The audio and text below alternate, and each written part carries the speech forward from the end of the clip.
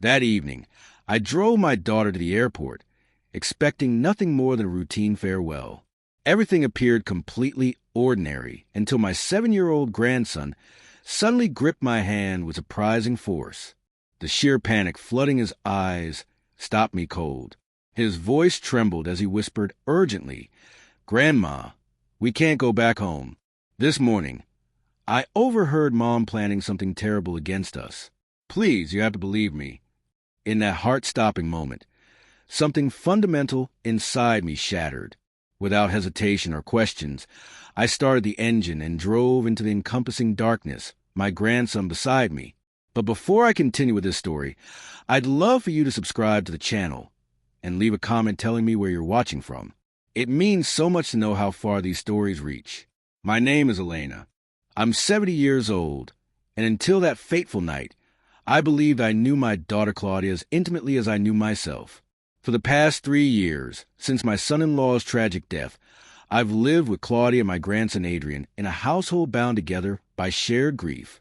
The car accident that killed my son-in-law left profound scars on all of us, particularly on young Adrian, who transformed afterward into an extraordinarily observant yet unusually quiet child. That Thursday evening, we drove Claudia to Chicago O'Hare International Airport for what was supposed to be a routine business trip to Dallas. As a marketing manager at a prominent company, she traveled frequently for work. We arrived with time to spare.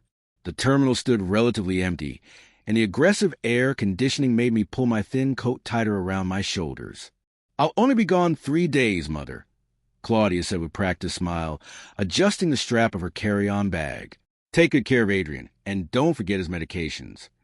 Adrian stood beside me, clutching his dinosaur backpack tightly, watching his mother with those penetrating, attentive eyes of his. He'd never been particularly talkative, but that evening he seemed even quieter than usual. "Everything will be just fine, sweetheart," I said, trying to draw my grandson into the conversation.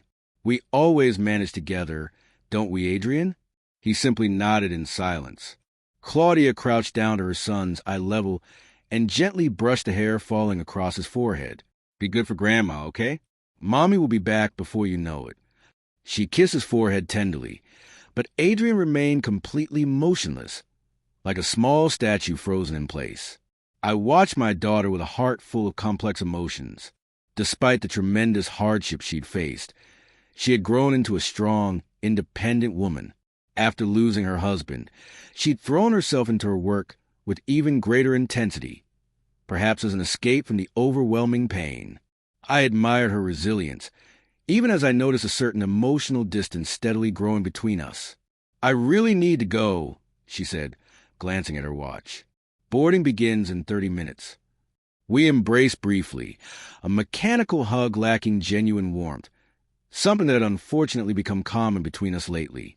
She kissed my cheek, took her suitcase handle, and walked purposefully toward the boarding gate. We stood watching until her silhouette faded and finally disappeared into crowd. "Let's go, Adrian. It's getting late," I said, taking my grandson's hand. We walked through the terminal corridor toward the parking garage. Adrian didn't utter a single word the entire way. His silence didn't particularly worry me. It was simply his nature. Since his father's accident, he communicated more through meaningful looks and subtle gestures than through words.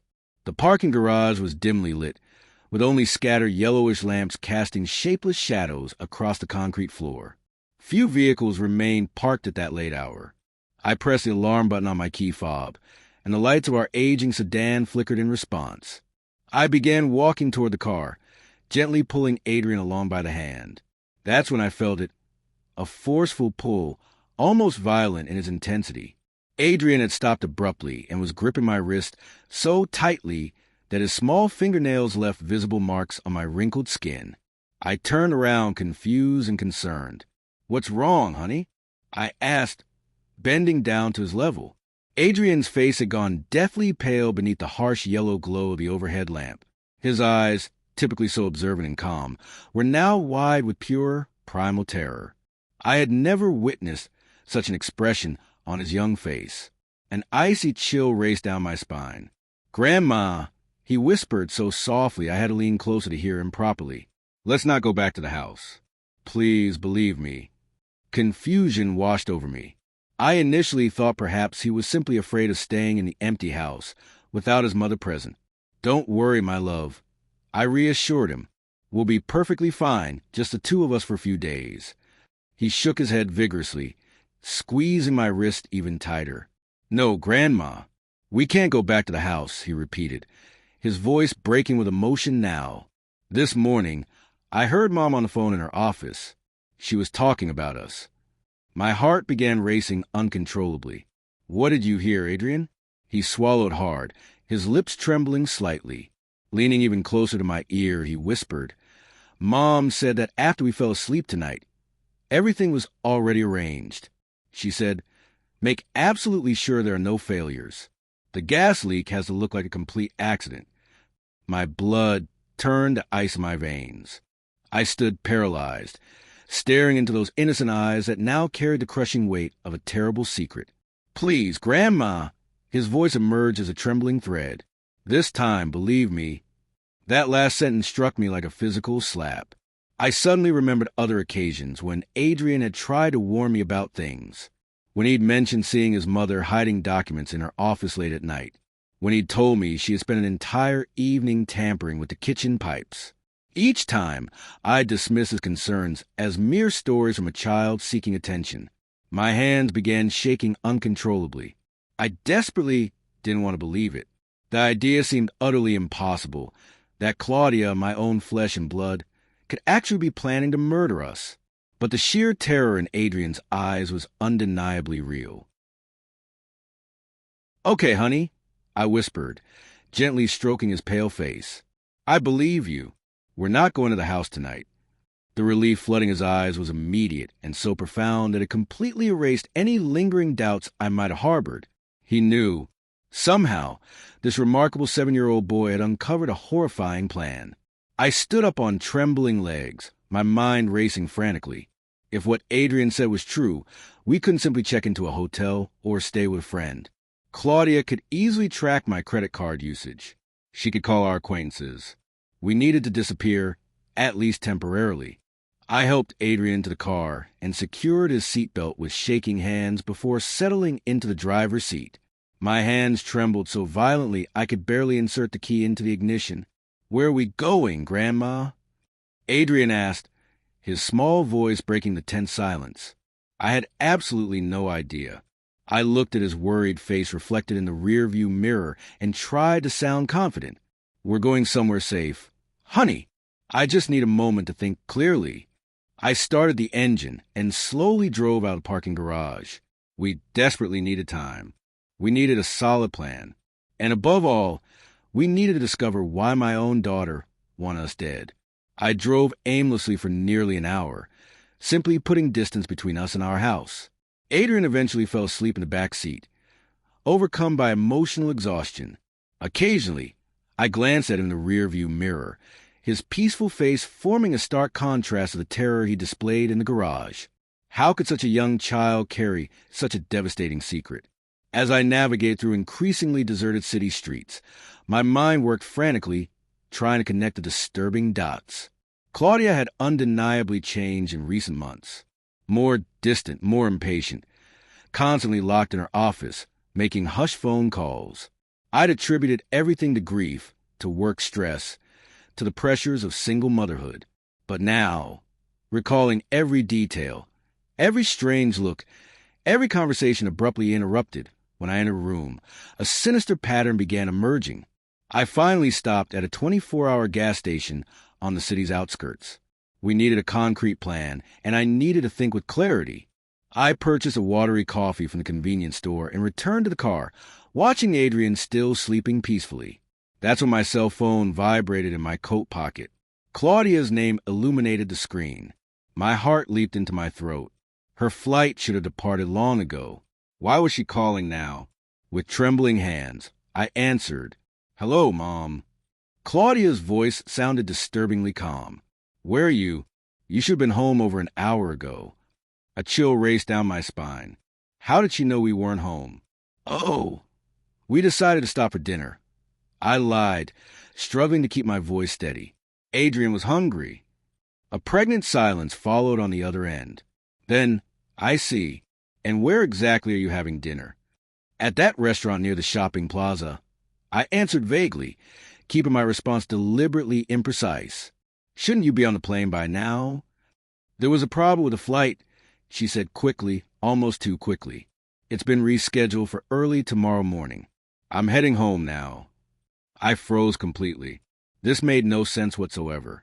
Claudia always meticulously verified flight schedules. She would never allow such an oversight.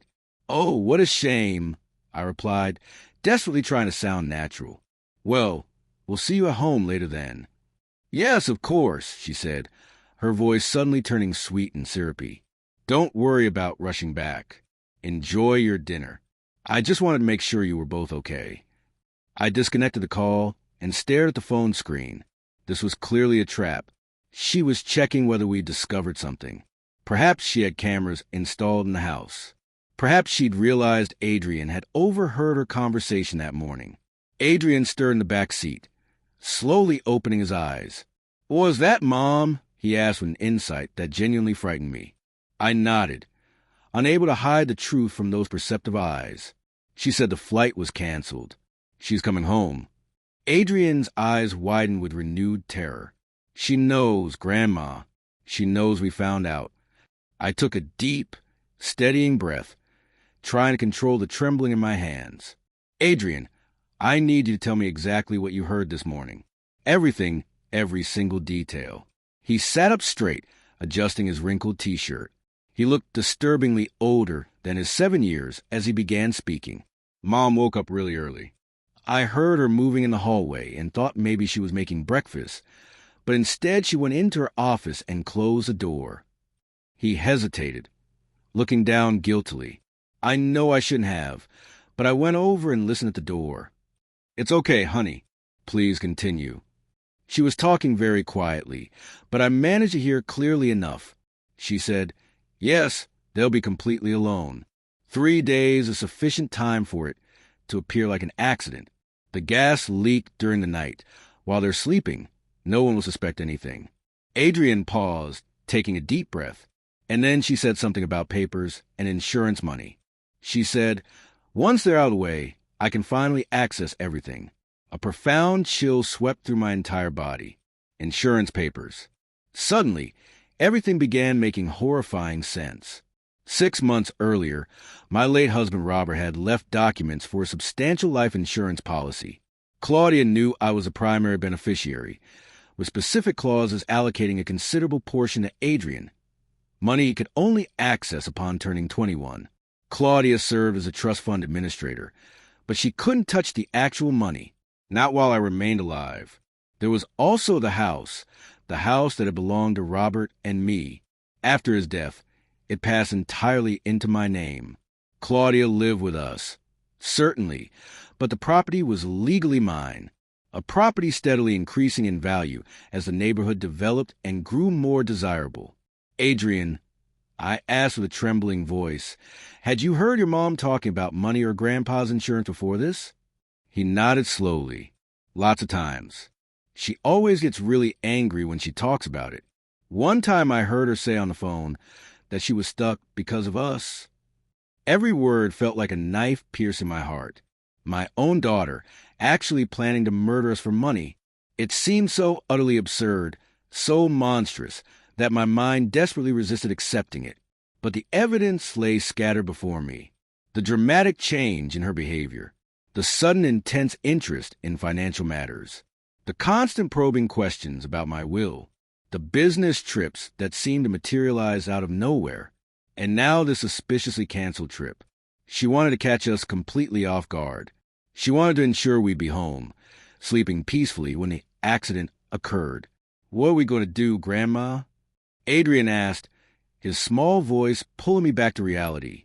I looked at this extraordinary child who had sensed danger before I did, who had potentially saved our lives with his remarkable observation. First, we'll get much farther away, I replied, restarting the car engine. And then we're going to obtain proof. Proof? Adrian asked, confused. Yes, honey, evidence that clearly shows your mother is planning something terrible. Something we can take directly to the police. Adrian nodded gravely. This wasn't a conversation any grandmother should be having with her young grandson. It wasn't a burden any child should be forced to bear. But we were in this together now. Just the two of us against someone I never could have imagined would become our enemy. As I drove through the dark night, a plan began forming in my mind. A risky strategy, certainly, but one that might provide the proof we desperately needed. Adrian, I said, looking at him in the rear-view mirror. Do you remember Mr. Saul, the doorman from our old apartment building? He nodded in recognition. Saul was an old family friend, a discreet and utterly reliable man who had worked for decades in the building where we lived before moving to our current house. I think we need to pay him a visit, I said, steering the car toward the old neighborhood. It's a long shot, but right now we don't have many viable options. We need a safe place to spend the night, and more importantly, we need help unmasking Claudia before she can attempt this again. The dashboard clock read 11:40 when we finally arrived at the old building. My heart pounded as I parked on a parallel street, well away from the building's security cameras. If Claudia was truly searching for us, we couldn't afford to leave any traceable clues. Stay here for just a minute, Adrian, I said, switching off the engine. Grandma's going to check if Mr. Saul is working the night shift. I exited the car and walked quickly toward the lobby, staying carefully in the shadows. The lobby was brightly lit, and to my immense relief, there sat Saul, his weathered face bent over a crossword puzzle magazine. I tapped lightly on the glass door, and he looked up, confused at first, then genuinely surprised when he recognized me. Mrs. Elena. He stood up immediately, opening the security booth door. What are you doing here at this hour? Saul, forgive me for appearing like this. I spoke in a hushed voice, glancing around nervously. But I have a serious problem. I desperately need your help. The small employee apartment at the back of the building was simple but genuinely cozy. Saul had lived there since his wife's passing 10 years ago. It was a discreet space with a separate entrance, invisible to anyone unfamiliar with the building's layout. Perfect for what we needed, a temporary hideout. Adrian sat at the small kitchen table, sipping hot chocolate that Saul had thoughtfully prepared. The old doorman watched us with deep concern, still processing the incredible story I had just recounted. Mrs. Elena, he finally spoke, his deep voice breaking the heavy silence. Are you absolutely certain about this? This is an extremely serious accusation against your own daughter. I sighed heavily. I know, Saul. It sounds completely insane. I don't want to believe it myself. I looked at Adrian, who kept his eyes fixed intently on his cup. But I can't ignore what Adrian heard, and there are other warning signs that I'm only now managing to connect properly. Saul nodded slowly, rubbing his wrinkled chin thoughtfully. He'd known our family for decades. He'd watched Claudia grow from a child to an adult. He'd cried at my husband's funeral. What are you planning to do, Mrs. Elena? He asked carefully. We need concrete proof. I replied, my mind still working to the plan I'd started formulating in the car. If we go to the police right now with only the testimony of a 7-year-old boy and my suspicions, they won't take us seriously. Claudia is well respected. She has a solid professional reputation. They'd say it's just a misunderstanding, or worse, that I'm becoming senile. Saul frowned but didn't disagree. He understood I was absolutely right. And where do I fit into this situation? He asked. I need to go back to the house, I said, feeling Adrian tense up beside me. Not to stay there, but to search for evidence. I need to discover exactly what Claudia was planning. And I need Adrian to stay here, safe, while I do that. No, Grandma, Adrian exclaimed, his cup clattering loudly on the table. It's too dangerous. Mom might come back. I took his small, cold hands in mine. I know, honey, but I'll be extremely careful. I'm just going to take a quick look in her office, see if I can find any revealing clues. I'll be in and out before she notices anything. Adrian shook his head firmly, tears glistening in his eyes. I don't want you to go. I don't want to be left alone. You won't be alone, I assured him gently. Mr. Saul is going to stay right here with you, and I promise I'll return soon. You shouldn't go alone, Saul intervened, concern evident across his weathered face. If what you're saying is true, it's incredibly risky. I have no choice, I replied firmly. If Claudia discovers we know something, she might destroy all evidence. Or worse, she might try something more direct and immediate. I shivered at the thought of those possibilities. I need to act now, while she still believes we suspect nothing. Saul sighed deeply, running a hand through his gray hair. At least let me accompany you. I'll wait in the car nearby. If you're not out in 20 minutes, I'll call the police immediately. I nodded gratefully. It was better than going completely alone. I want to go too, Adrian insisted stubbornly. No, honey, I said with absolute firmness. It's far too dangerous. I need you to stay here, completely safe. I promise I'll be back. After additional insisting from Adrian, he finally, reluctantly gave in, but not before hugging me tightly enough to momentarily take my breath away. Promise you'll be careful, Grandma, he whispered urgently in my ear. Promise. I promise, I replied, kissing his forehead tenderly. Saul lent us an old cell phone, an unregistered prepaid device, so we could communicate without using my regular phone, which Claudia could potentially track. We arranged simple signal codes. 1 ring and immediate hang-up meant everything was okay. 2 rings meant serious trouble. After ensuring Adrian was comfortable on the small sofa bed, with strict instructions to lock the door and not open it for anyone except us, Saul and I departed, my heart heavy with what I was about to attempt. The dashboard clock displayed 1:20 in the morning when we stopped approximately 1 block away from my house. The streets were completely deserted, with just a few scattered streetlights casting long, ominous shadows across the asphalt. I have a very bad feeling about this, Mrs. Elena, Saul muttered, turning off the engine. Are you absolutely sure? I swallowed hard, staring at the dark silhouette of my house at the end of the street. Every window stood completely dark. There was no sign of Claudia's car in the driveway. I have no choice, I repeated, more to convince myself than him. 20 minutes, as we agreed. If I don't return or call, contact the police immediately. Saul nodded gravely. May God protect you. I exited the car and walked quickly along the sidewalk, staying carefully in the shadows. My heart beat so loudly I felt certain anyone within yards could hear its thunderous pounding. The house was utterly silent when I used my key to enter through the back door. I closed it softly behind me and stood motionless in the dark kitchen, listening with intense concentration. Nothing but the low mechanical hum of the refrigerator and the distant, rhythmic ticking of the living room clock. I retrieved the small flashlight I brought and illuminated the path toward the hallway. I needed to reach Claudia's office on the 2nd floor without making any sound whatsoever. Every floorboard that creaked beneath my feet sounded like thunder in the silent house. Reaching the bottom of the staircase, I froze completely. A strange smell hung in the air, sweet and chemical simultaneously. I sniffed again cautiously, trying to identify it. Was it gas? No, it seemed different. Something that definitely shouldn't be present. Ascending the stairs seemed to take an absolute eternity. Each step was carefully calculated to avoid the particular steps that habitually creaked. In the 2nd floor hallway, I stopped directly in front of Claudia's office door. It was locked, exactly as I'd expected. I pulled out the bobby pin I'd prepared from my pocket. Years ago, when Claudia was a temperamental teenager who would lock her bedroom door during her crisis phases, I'd learned to pick simple locks like this. I never imagined I'd be using that skill in such a situation. After several tense minutes of careful manipulation, I heard the satisfying click of the lock mechanism giving way.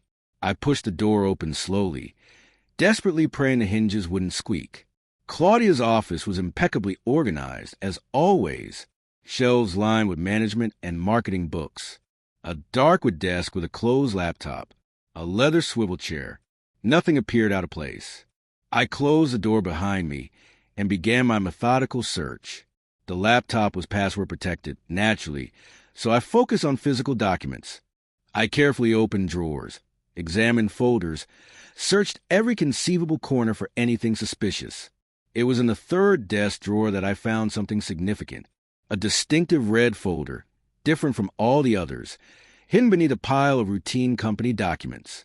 Inside were bank statements I'd never seen before, accounts and names I didn't recognize, large transfers to someone named M. Stone, and more alarmingly, a copy of my life insurance policy with handwritten notes in the margins about values and specific payment clauses. My heart raced uncontrollably. This was real. Everything Adrian had overheard was horrifyingly real. My own daughter was actually planning our deaths. A sudden noise downstairs violently interrupted my thoughts. The unmistakable sound of the front door opening. I froze, my blood turned into absolute ice. Claudia was back. I quickly grabbed my cell phone and dialed Saul's number. 2 rings, then immediate disconnect. The danger signal. I hurriedly photographed the most compromising documents with a phone camera. There was no time to examine everything thoroughly, but I desperately needed proof. I replaced the folder exactly as I'd found it and concealed myself behind the office door, switching off the flashlight. I heard footsteps on the stairs now, slow and deliberately cautious. This didn't sound like Claudia's typically hurried, firm walk. It was something more measured and careful. Adrenaline surged through my veins. I was completely cornered. If I left the office, I'd be immediately seen. If I stayed, I'd be discovered when Claudia came to work in the morning. Or worse, if she decided to enter the office right now.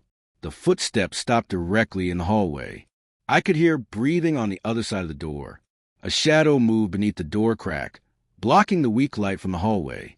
Someone stood there, standing perfectly still, as if listening intently.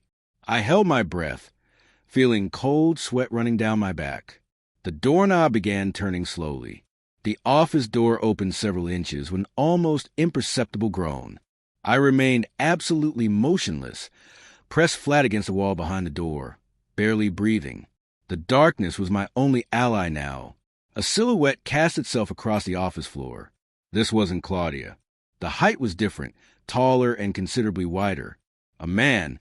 The shadow stood perfectly still for several moments, as if whoever it was were listening with extreme concentration. Then Claudia's voice came from downstairs, muffled by distance. "Marcus, is everything clear up there?" My heart stopped for a full second. Marcus.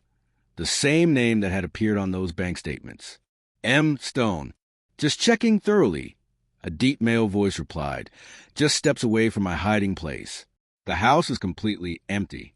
No sign of them anywhere. "I told you something was wrong." Claudia's voice sounded irritated now, growing closer. "They should be here." The plan was for tomorrow night, after I returned from the trip. Now the entire timeline is completely disrupted. Claudia's footsteps were ascending the stairs. I was trapped between 2 people who were apparently planning my murder. My only possible escape route was through the office window, which overlooked a narrow ledge above the backyard. A dangerous fall for anyone, potentially deadly for a 7-year-old woman. "I told you it was risky to involve the kid," the male voice continued, now moving away from the door toward the hallway. "Kids are unpredictable. He might have overheard something." "Impossible," Claudia replied, now clearly in the hallway. "Adrian never wakes before 7, and I always conduct my calls in the office with the door securely closed. Besides, even if he did somehow hear, who would possibly believe a 7-year-old child?" A dull thud came from downstairs, followed by a muffled curse. "What was that?" Claudia asked, alarmed. "I don't know," Marcus replied. "I'll check immediately. You keep preparing her room." The man's footsteps quickly moved away, descending the stairs rapidly. Claudia remained in the hallway for several more seconds. Then I heard her footsteps heading toward my bedroom at the end of the hall. My mind raced frantically. My room. Preparing my room. What were they doing in there? And what was that noise downstairs? Saul? He must have entered the house after receiving my danger signal. My old friend, trying to help me, was now also in immediate danger. I slipped out carefully from behind the door, moving with extreme slowness to avoid any sound. Through the door crack, I could see the hallway was temporarily empty. Moving on tiptoe, I approached the office window. I needed to escape and contact the police immediately. Not only was my life in grave danger, but also Saul's, and most importantly, Adrian's safety was now at risk. I opened the window with extreme care, avoiding any telltale sound. The ledge was narrower than I'd imagined, only about 12 inches wide. Below, the drop of nearly 20 feet ended on the back lawn. In other times, I wouldn't have even considered this option, but desperation is an incredibly powerful motivator. I placed one foot outside, feeling the cold, early morning air. I had to summon every ounce of courage to swing my other leg over the windowsill and balance precariously on the narrow ledge. My joints protested sharply. Arthritis is no joke at 70, but fear gave me an agility I didn't know I still possessed. Suddenly, I heard Ray's voices downstairs, followed by a dull thud and a pained groan. My heart constricted painfully as I recognized Saul's voice. They had caught him. "Who else is with you, old man?" Marcus's rough voice echoed through the house. "How did you know to come here?" I couldn't hear Saul's response, but the sound of something heavy falling made me wince. I closed my eyes briefly, begging forgiveness from my faithful old friend. I couldn't help him now. Our best chance was for me to escape and summon help. I began moving sideways along the ledge, inch by terrifying inch, my back pressed firmly against the wall, fingers desperately gripping the rough texture. Sweat ran down my face despite the cold night air. There was a wooden trellis covered in ivy at the corner of the house. If I could somehow reach it, maybe I could use it to climb down to the yard. It was extremely risky, but less so than jumping directly. "Claudia, I found someone." Marcus's voice shouted from inside. An old man trying to break in through the back door. "What? Who is he?" My daughter's voice sounded distant, coming from my room. "He won't talk, but he clearly knows your mother. She must be nearby somewhere." I froze on the ledge. They knew I was in or near the house. The search would intensify dramatically. I no longer had time for extreme caution. I needed to act immediately. With a desperate burst of adrenaline, I reached the trellis and began climbing down, ignoring the sharp pain in my joints and the scratches from the wooden stakes and rough vines. I half-slipped, half-descended the final few feet, landing awkwardly on the lawn with a dull thud that sent searing pain shooting through my left hip. There was no time for regrets or self-pity. I struggled to my feet, staggering, and ran as quietly as possible across the backyard toward the low wall dividing our property from a neighbor's house. As I slipped through the shadow of the trees, I heard the office window being violently thrown open above me. A powerful flashlight beam swept across the yard, almost catching me in its light. I ducked behind a thick bush, holding my breath desperately. "Someone's down there." Marcus's voice echoed through the night. "I'm going to check immediately. Keep the old man secured and tied up." I climbed over the wall with considerable difficulty, falling onto the other side into Lopez's yard, our elderly neighbors who, fortunately, were deep sleepers and currently traveling. I ran across their lawn, skirting around their house, feeling a sharp twinge in my injured hip with every painful step. When I reached the parallel street, I was already gasping for breath, but fear propelled me relentlessly forward. I ran as far from the house as possible, moving through shadows until I reached a main avenue where some bars remained open with people on the sidewalks. I retrieved the cell phone and dialed the emergency number with violently trembling hands. While waiting for an answer, I checked the photographs I'd taken of the documents. They were there, the proof we desperately needed. "Police Emergency Services, what's your emergency?" The operator's calm voice sounded through the phone. "My name is Elena Gutierrez," I said, struggling to control the tremor in my voice. "I need to report an attempted murder. My daughter is planning to kill me and my grandson for insurance money. She has an accomplice, and they've just captured a friend of mine who tried to help me." There was a pause on the other end. I could easily imagine what the operator was thinking. Another paranoid elderly woman imagining conspiracies. "Ma'am, where are you located now?" he asked, his tone professional but noticeably cautious. "On a main avenue near the 1500 block. I'm fleeing from my house. Please, I desperately need you to send patrol cars to 237 Bougainvillea Drive immediately. My friend Saul is in mortal danger there. Do you have any proof of these accusations?" "I have photographed documents and a witness," my 7-year-old grandson, who overheard my daughter planning everything. I hesitated and added, "I know it sounds absolutely crazy, but it's true. Please, there's no time to waste." As I spoke, a patrol car passed slowly down the avenue. I waved frantically, still clutching the phone to my ear. To my immense relief, the patrol car stopped. 2 police officers emerged, approaching with understandably cautious expressions. "The police are here," I told the operator. "I'm going to explain the situation to them directly." The next several minutes passed in a complete whirlwind. I quickly explained the entire situation to the officers, showing them the photographs of the documents on my cell phone. I mentioned Adrian, safely hidden in Saul's apartment, and described Saul's dire situation, possibly injured and held hostage in my house. Something in my urgency, or perhaps the evidence I presented, must have convinced the officers. One of them spoke into his radio, requesting immediate backup, while the other helped me into the patrol car. "We're going to rescue your friend first," said the older officer, a man with a face marked by years of dedicated service. "Then we'll retrieve your grandson. Can you provide us the exact address where he's located?" I provided the address of the old building and detailed instructions to reach the employee apartment discreetly. My worry now was that Claudia and her accomplice, realizing I had escaped, might deduce where Adrian would be hiding. Would she remember Saul and our long friendship? Would she make that connection? The patrol car sped through the nearly deserted streets at that pre-dawn hour. 2 additional patrol cars followed closer behind us, sirens deliberately silent,